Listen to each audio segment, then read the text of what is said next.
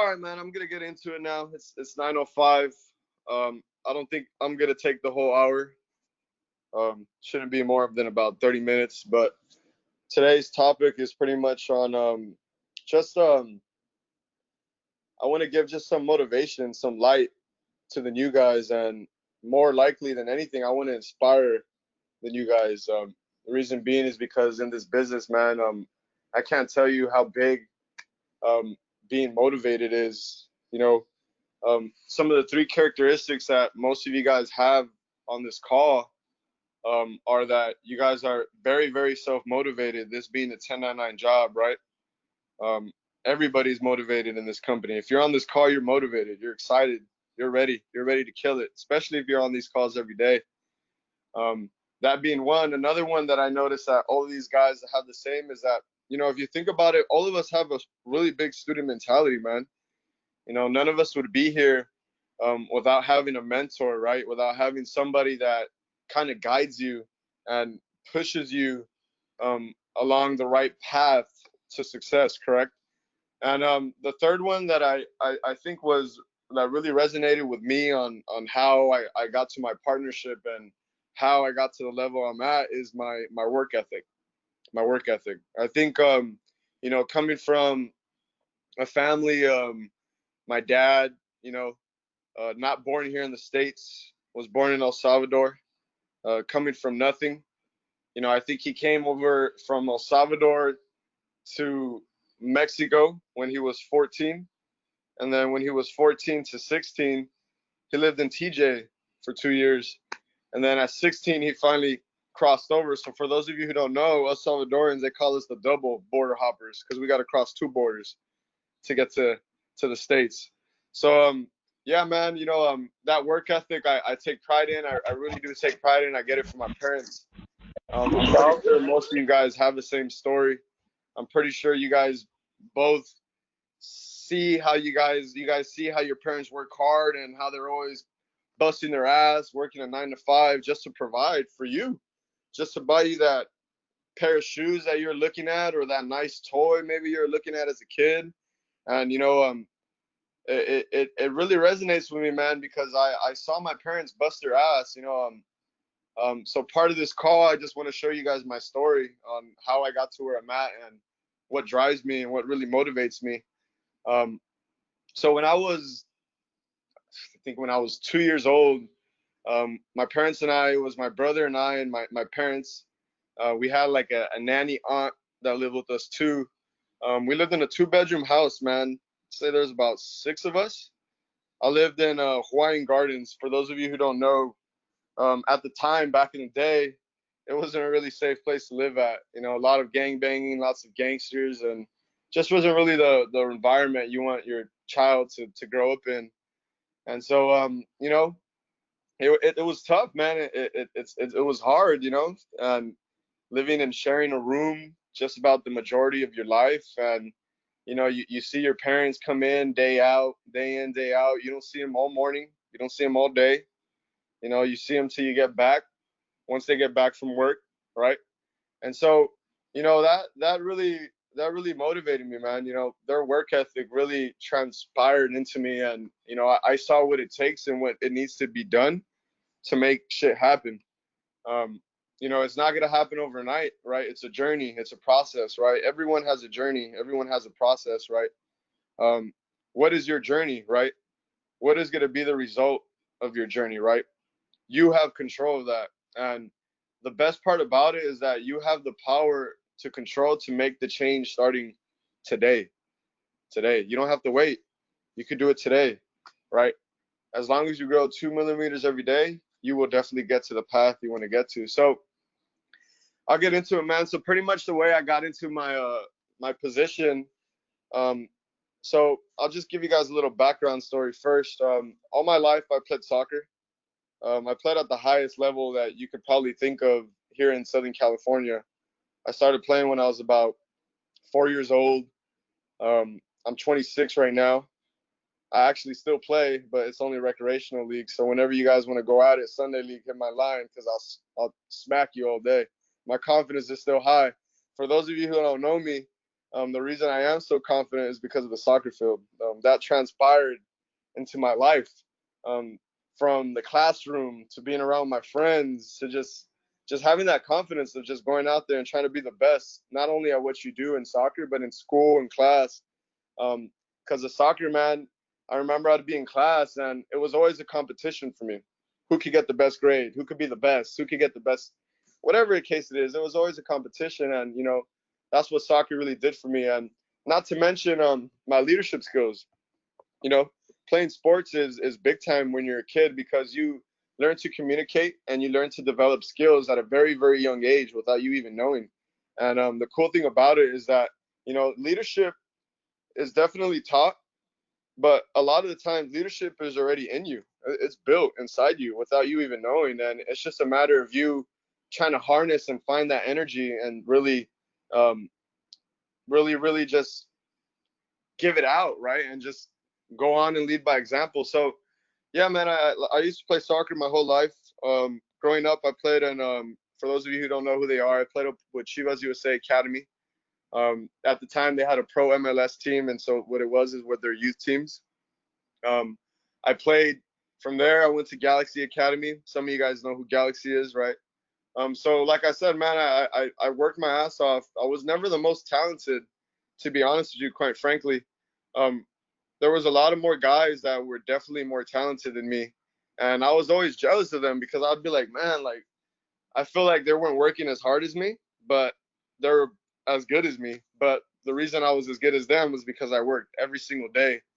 I remember I have stories for you, man, where my dad will take me and my brother to the park and he'll train us every day, every day, every day, every day.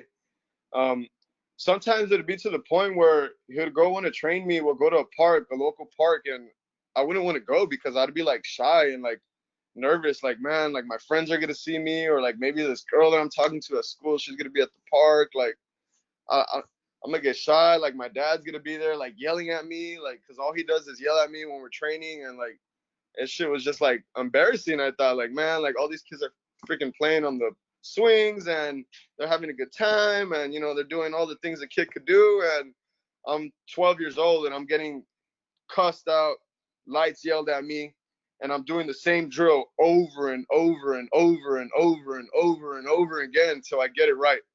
Um, I remember one time when I was 15.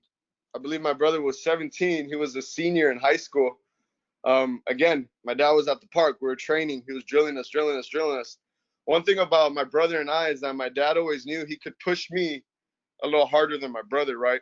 Everybody's different. Everybody could take that pressure a little more. And for me, man, whenever my dad would yell at me, I would just be like, man, you know what? F this mofo.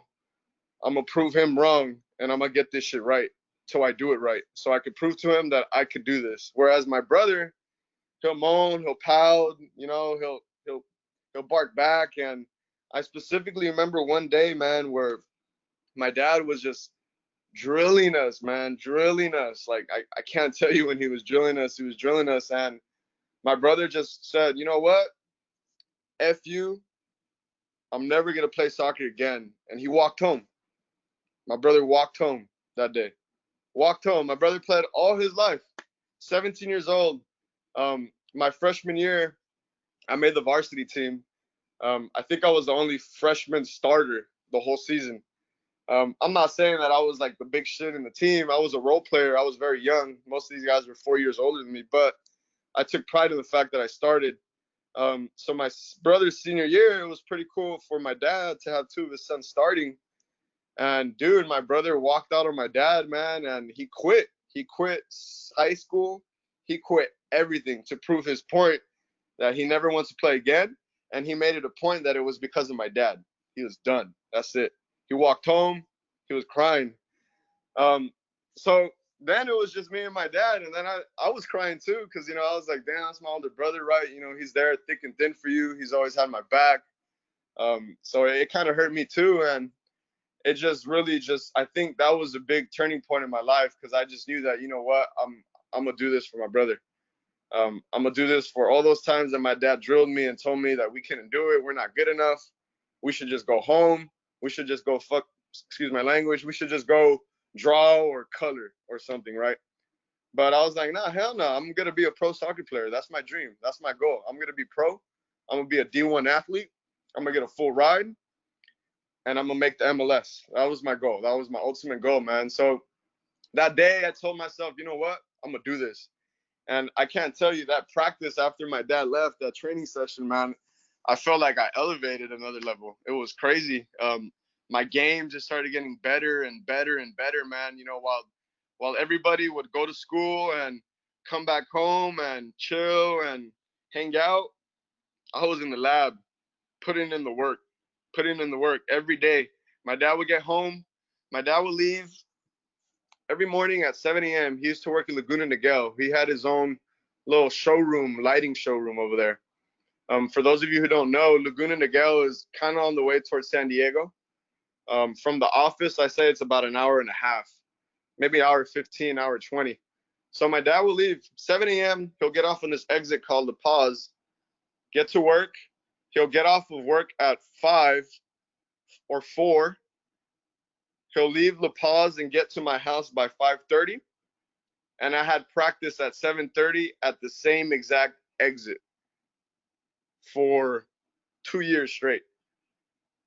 2 years straight, man. My dad would drive there, come back, pick me up. I'll have to have his food ready. He'll eat real quick. Bam, we're on the road. I'm on the road. I'm doing homework. I'm doing my homework on the road.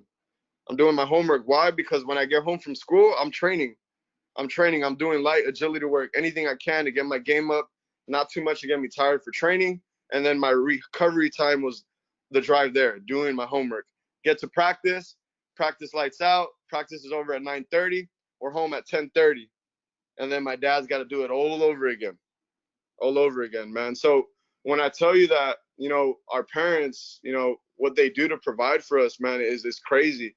And, you know, it kind of drills you, and it kind of just motivates you, like, this is what needs to be done. Again, this is what needs to be done. You got to work your ass off, man. Nothing is given to you. So back to my story, man. All that hard work paid off. You know, I made it to the Galaxy Academy. I was set. I was supposed to go to UC Santa Barbara, full ride, D1 athlete.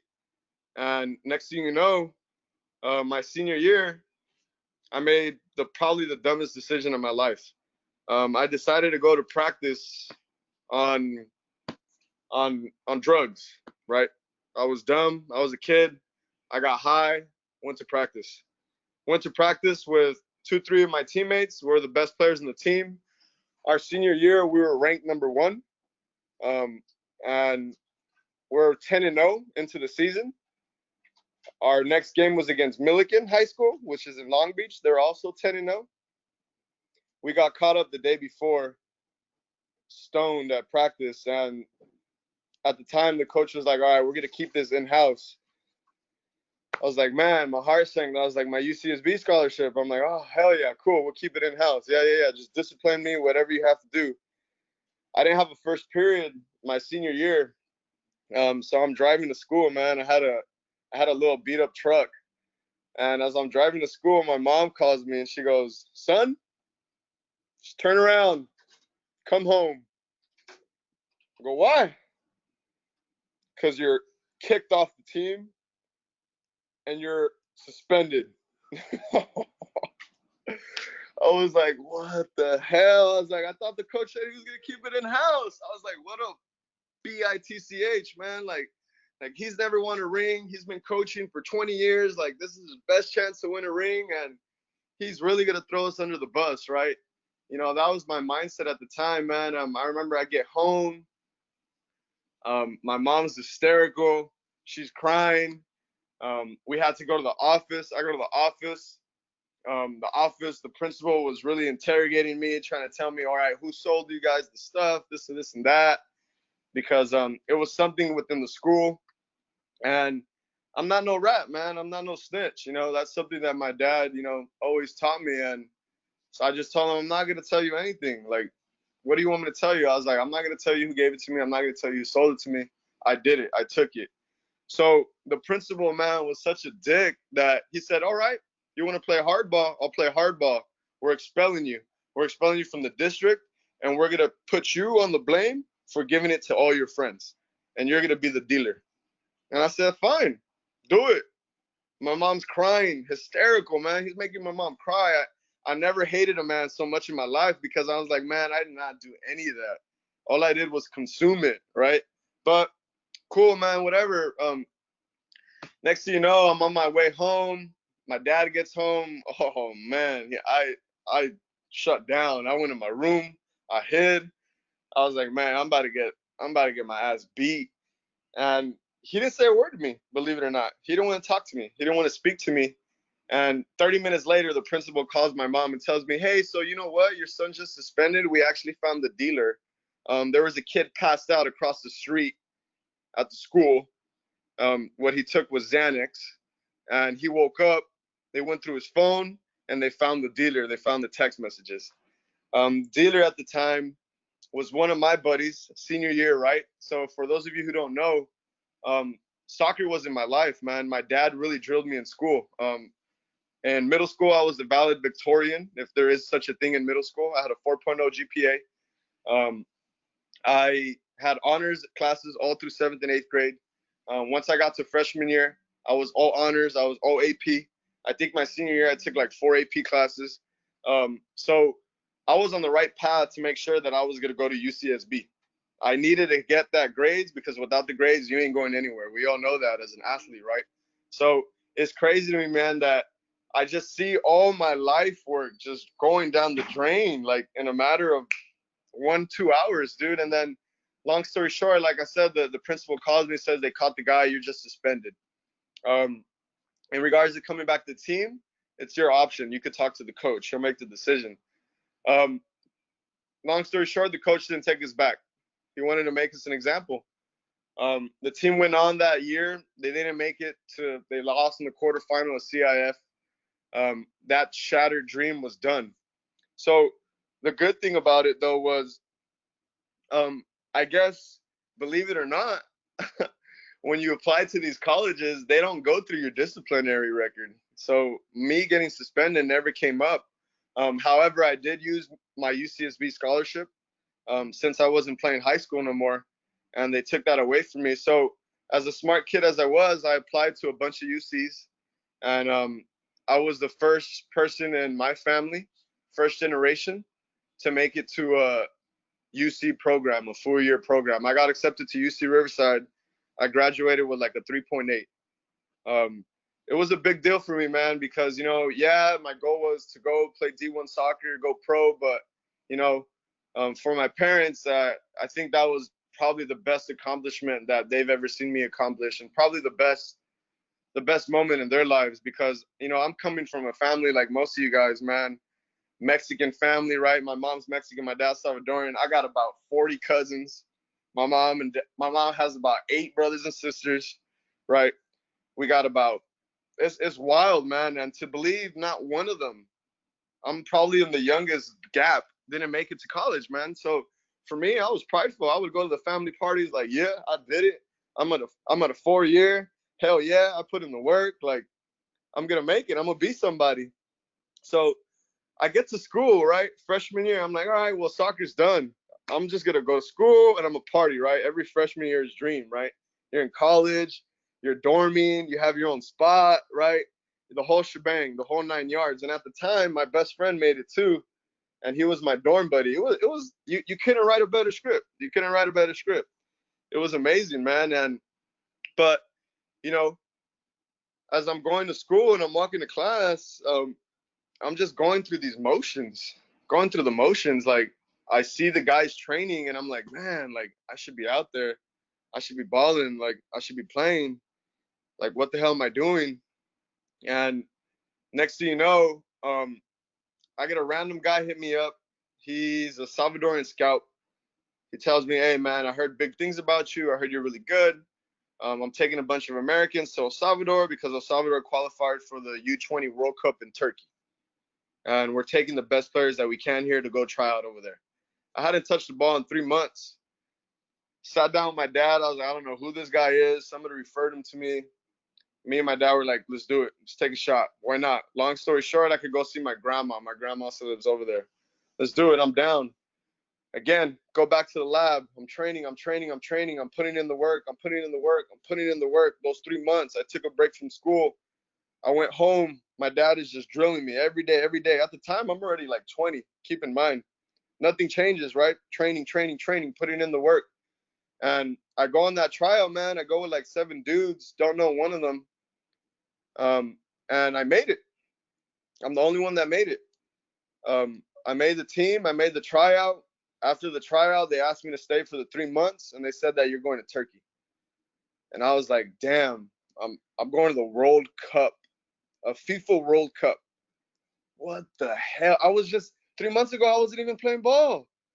Like, what the heck? So, long story short, I didn't go because I didn't have a dual nationality. I needed a Salvadoran passport, Salvadoran birth certificate.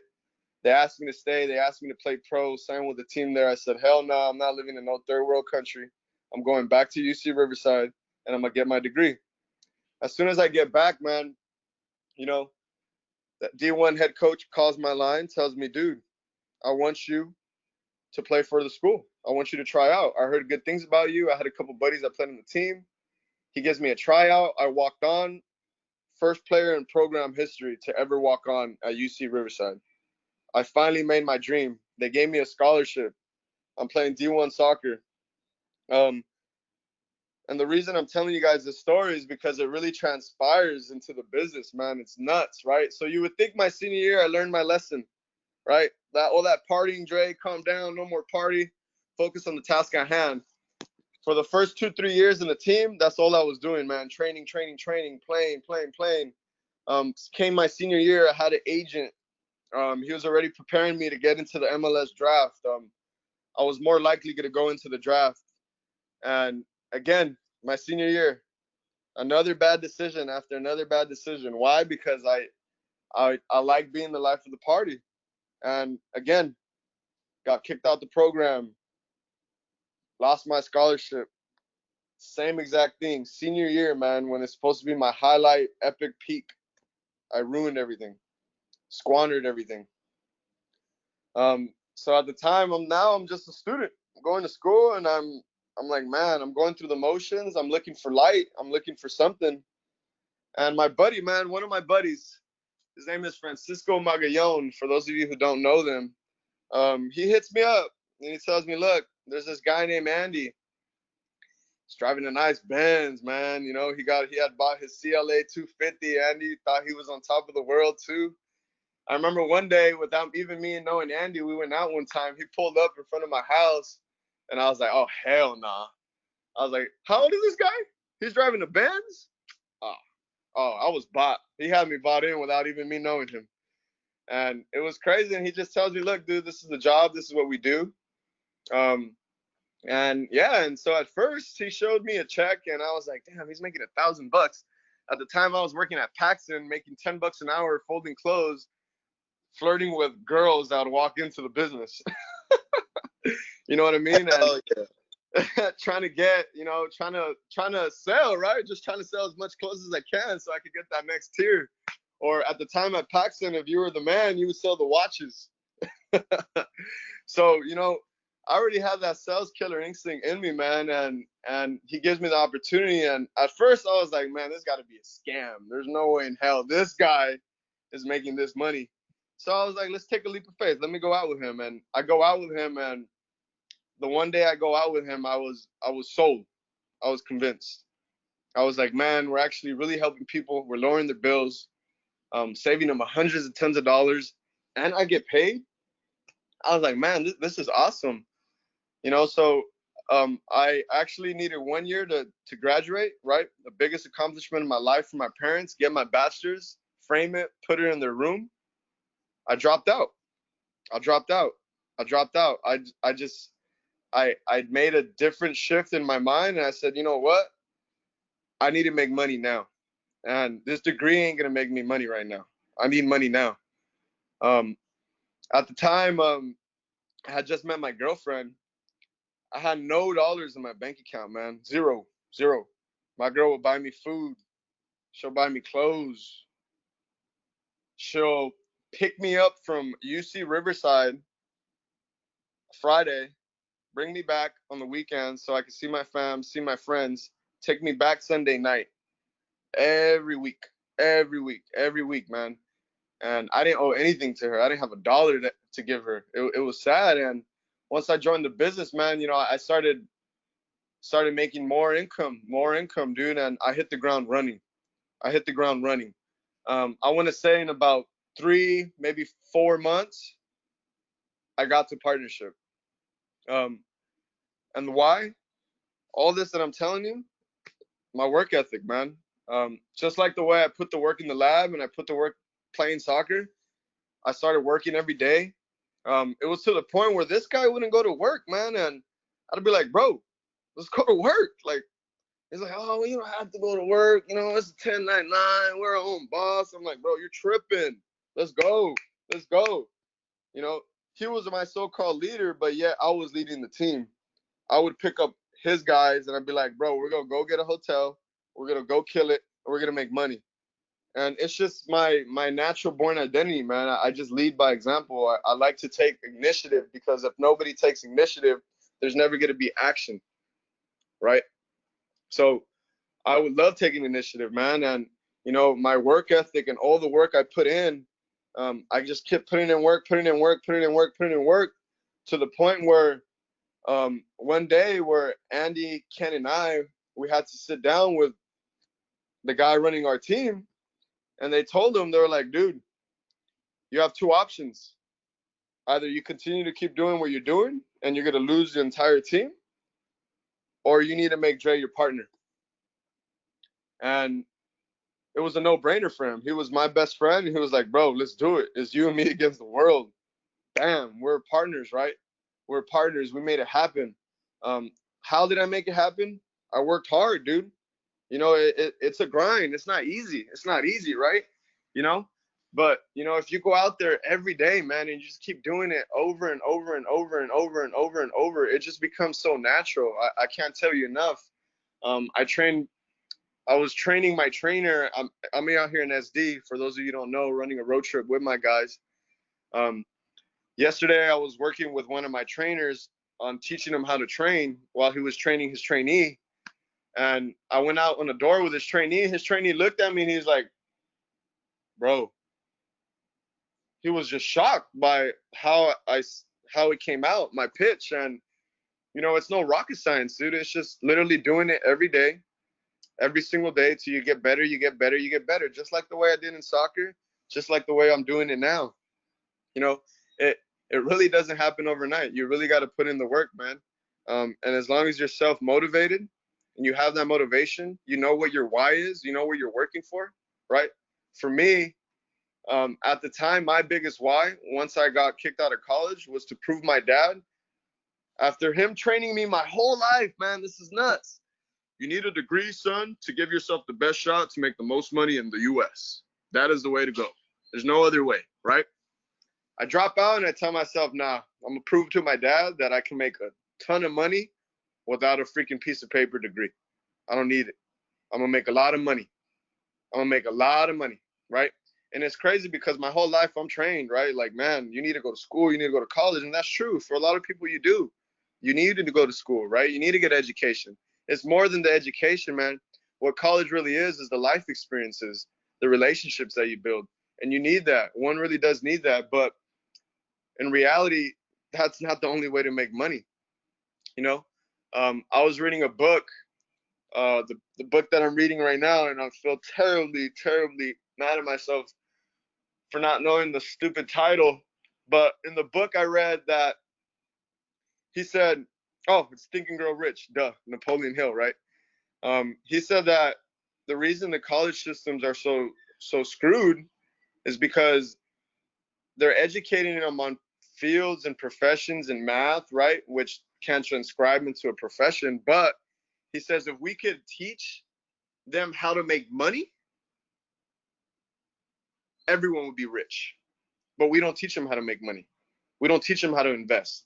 We don't teach them how to make residuals. We don't teach them how to have multiple streams of income, right? And that is completely true, man. So to get back into what I was saying, um, you know, every year within the business, I just started seeing my income double, more and more and more and more and more, to the point where I finally broke six figures, man. And I have a team. Um, I've started, dude. I can't tell you how many times I've had a team, I've lost a team. I've had a team, I've lost a team. For those of you who don't know me, um, I actually, like Mo was talking about yesterday, they went out on a road trip to Houston, right? They killed it. I was like, all right, cool. I saw the numbers. I gave them a little grace period. They never went back. All right, open game. Um, I went to Dallas before I went to Houston. Actually, if it's a funny story, I don't want to really get into it, but I was the CMC guinea pig. I remember Ken, the first road trip, he wanted to go to Dallas. This is like 3 years ago, 4 years ago, and me and my guys, I was like, all right, we're gonna go first, Ken. We're gonna go kill it. Ken put us on a penthouse downtown Dallas. He hyped us up. Between four guys, we got 60 sales in 2 weeks. In 2 weeks, we got 60 between four guys. Money in the bank, baby. Ridiculous, right? Crazy. So I already knew what Texas was all about. I went to Dallas. This was years later. I went to Dallas. It wasn't really the same. The market kind of changed on me. Steve was already killing it over there. So we went to Houston. We're like, all right, Houston's a drive away. Let's go to Houston. We went to Houston, and the rest was history, man. I stayed over there for about a good 6 months. I literally developed the market from the ground up. I took my entire team with me, my key players, and honestly, like it was one big, I don't want to say party, but it was like we were freaking rock stars, man. It was nuts. It was nuts. And to be honest with you, quite frankly, it was a recipe for disaster from the start. We us being friends, and we went over there with a crazy mindset, man. And one thing that I could take away from being over there, yeah, I grew a strong team. I had about 10 guys. I was hitting about 45, 50 installs a week. I would go over there for 3 weeks, come home for a week. That week I'll come home. I wouldn't work. My check would come out to 4 racks. I was living the dream. I was doing it. But, the moment that I said, all right, I'm going to leave, I got my team in place, I left, everything crumbled. I lost my whole team. I lost everything. I lost my leaders. I lost my overrides. I lost everything. And if you ask me what I learned from it and what my mistake was that I needed to move out there. I couldn't keep coming home every week after every 2-3 weeks. You can't do it. And as much as for those of you that love home and love your family, for me, I was coming home to see my girl. It's not gonna work. If you're gonna go to another market and you really need to make it happen, you need to move out there. You need to live out there. If you're gonna come home, you come home for a weekend. You don't come home for a week. And that's really how it's gonna happen. When you come home is when you have a partner in place, not a team lead, a partner. You need a partner there. You need a partner that has a responsibility that can make it happen for you. And I did it. I thought my team lead could do it, and he couldn't. And I lost everything, man. And I came back to Cali. My girlfriend was complaining, and all day she wanted me home. So the opportunity presented itself, and we're doing Frontier, and that's another story. But it just goes to show you, man, like, the journey is, so in reality, the dream is not, for me, the dream is not, obviously the dream is, having that lifestyle, right? Being financial free, right? But for me, the dream right now is the journey. That is the dream. The work, the grind, the road trips, the camaraderie, the relationships, everything that you could think of. That is the dream. That is the journey. That journey is the dream. I can't stress it enough, man.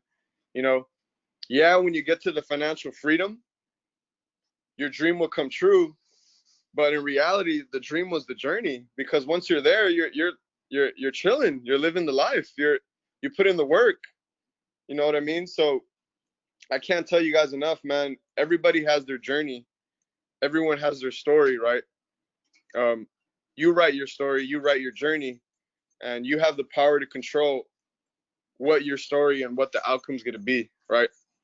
Are you going to be average, right? Do you want to go through the motions in life, you know, or do you want to overachieve, right? Do you want to be somebody, right? Do you want to help out your family? Do you want to help out your friends?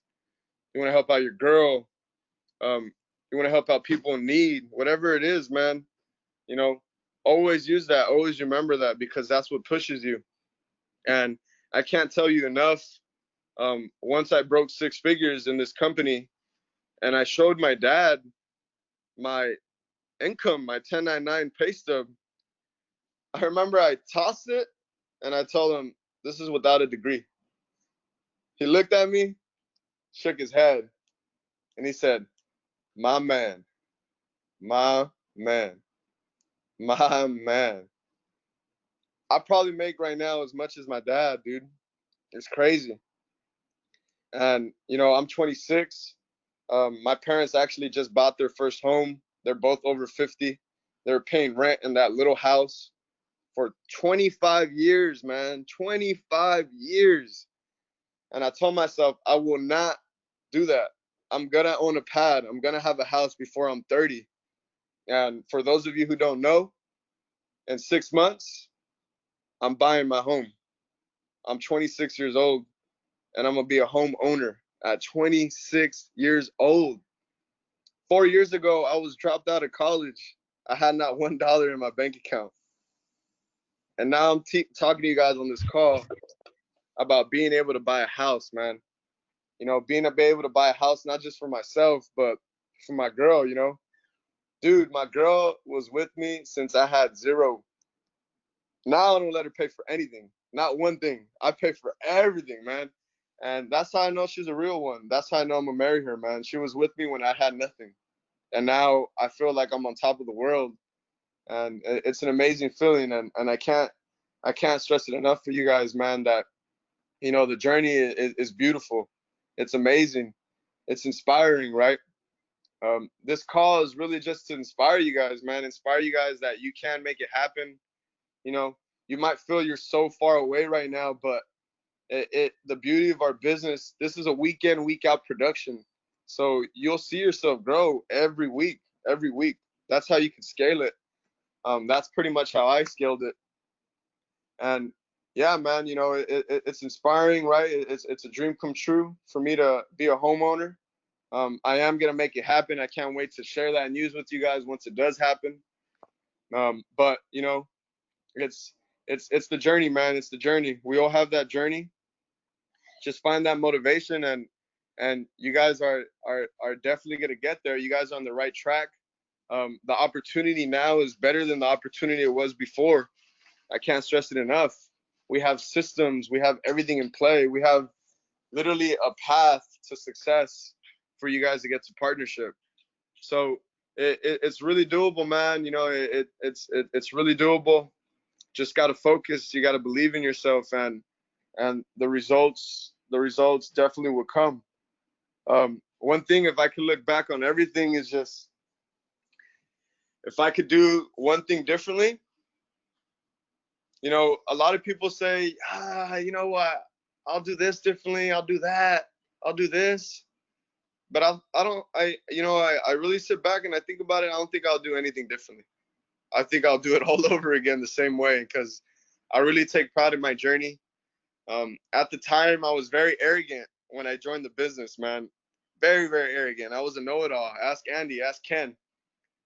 And it's fine. Some of you guys are going to be arrogant, right? And it is what it is. But, part of developing and growing is really learning how to change that, man. Learning how to take criticism, learning how to be a sponge, learning how to develop a student mentality. And that all comes with maturity as you grow, as you get older, as you gain more wisdom, right? So definitely, man. And one thing that I do want to end it on is I probably have about, I don't know, 15 friends, 10, 15 friends that play pro. I got about 10 that play in the MLS. I watch them on TV. I got 5 that play overseas. Watch them on TV. Um, of all 15 of those guys, only one of them makes more money than me. Only one. Because this mofo is making millions, right? He's a freaking star. He plays in the national team. He's a beast. But my point is that, yeah, they're living their dream, right? And I totally respect that because that was my dream.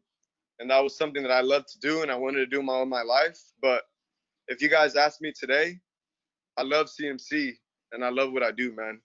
I've came to the conclusion that I love what I do. And to end it with you guys, if you don't love what you do, this isn't for you. You gotta love what you do, man. You know, why do something that you're going through the motions that you don't want to do, that you don't like? Like, oh, I gotta do this today. Oh, I gotta do this today. Instead of like, man, I can't wait. I love my life. I love my job. I can't wait to do this shit. I love the journey. I love the grind. Let's get it. Let's make the money. Let's do it. Everything that comes with it, right? So just really, man, you know, love's a big word, but if you could get into the like and, you know, if you really feel comfortable with what you do, that's really, really going to help you propel you to the next level. But all in all, man, that's about, you know, all I got for you guys. That's my journey, you know, as a boy with the dream to play soccer, to turning into no school, no degree, to having no money, to joining CMC, to turning a job into a career, right? This is a career. I have a career, right? CMC is a career. And the beautiful part about it, for those of you who just think it's a job, shame on you. It's not a job. This could definitely turn into your career. So just keep that in mind, man. That's all I have for you guys. I do want to open up a little Q&A for the rest in 13 minutes, 5 minutes. If you guys want to ask me any questions, any feedback, now's your guys' time. When's the book coming out? Man. So I am gonna write a book, bro. I am gonna write a book. That's definitely one of my goals. I haven't really got to it. I don't even know what the title is, but that's gonna be one hell of a book. From boy to from boy to man, huh? From rags to riches. Yeah, man. But yeah, like I said, if you guys have any questions just about the journey, the sacrifices, now's the time. It's from ball to balling. From what, Rudy? Oh, from ball to balling. From ball to balling. Yeah, man. Whoever comes up with my title, I'll give you guys a piece. I'll give you guys a little cut. But yeah, man, that's about all I have for you guys. If you guys have no questions, that's perfectly fine. You know, this wasn't really more of a question kind of call. It was just more of a call to inspire you guys and just really motivate you guys that, you know, for those of you that don't have nothing right now, I was in that position, just like the way all of us were. And, you know, this dream is really true and it's really possible and you can really make it happen. And you know, I'm a living testimony of it. Andy's a living testimony of it. I'm still chasing him, bro. For those of you who don't know, I've always told him that I'm gonna make it over him. I'm chasing him. So, you know, it's cool to have people like that. I guess all the audience can take from this too. So how did you take this job and make it a career? What was that turning point for you? I think the turning point for me was when I stopped looking at it like a 1099 job. Like, oh, like I could do what I want. I'm my own boss. I could do this and that. And I looked at it like, no, I need to do this and I need to do that to get to the next level and to make more money. If I want to make more money, I got to invest more time. I got to take it more serious. If I take it more serious, I'm investing more time. You go from seeing yourself putting 20 hours a week to 40 hours a week. Next thing you know, it's a career. You're living a career. You're making income and money that people that have careers are making. So that's when it really turned into a career for me, and I really sat back and thought about it. Like, man, like I have a career out of this business. It's not a job. It's a real career. Yeah. Got it. To go, man. So again, I'll let Andy end it, but thank you guys for having me on this call. It's Thursday today. We're in San Diego. I'm calling everyone out. I'm high rolling all of you. Who wants it? Hit my line. Let's get it. Yeah, thank you for the inspiration there, Dre. You know, you really impacted really just the mentality, and you showed that it's possible if you just work hard and you make that commitment. So I appreciate you always sharing the story. So cool, guys. We have 20 people on the call here. So you know what time it is. It's Thursday. We have 2 more days to reach our personal goals here. Great job yesterday. I know we strived for 25. We're one short. But like what G Money said, today we can do it. All right. So you guys think we can do 26, or is that too much to ask for? Let's do it. Let's do it. Let's do it. All right. So do me a huge favor and put your goal on Group Me so we can add up to 26. All right. So let's go out there and make it happen, guys. Thank you for being on the call. See you tomorrow.